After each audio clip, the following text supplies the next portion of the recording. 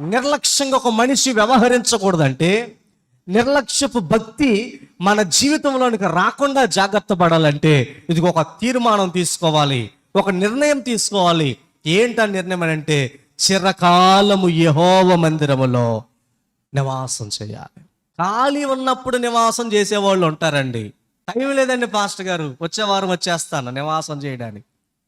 ఖాళీ ఉన్నప్పుడు నివాసం చేయడం కాదు, చిరకాలము అనగా నీ బ్రతుకు దినములన్నిట దేవుని మందిరంలో నువ్వు నివాసం చెయ్యాలి. దేవుని మందిరములో నువ్వు నివాసం చేసేటువంటి తీర్మానం నువ్వు తీసుకోవాలి. అప్పుడే నిర్లక్ష్యం నీలోంచి పోతుంది. అసలు మొదటి విషయానికే నిర్లక్ష్యం.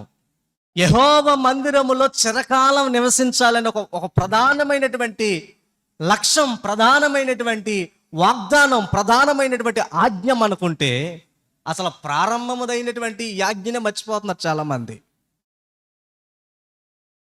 మనం సెరవడానికి చిరకాలం దేవుని సన్నిధిలో ఉండాలి, నిత్యం ఉండాలి. నిత్యం ఉండాలని కోరుకునేది ఎవరని అంటే రాజుగారు అంటున్నటువంటి మాట, నేను చిరకాలం నా దేవుని సన్నిధిలో ఉండాలి.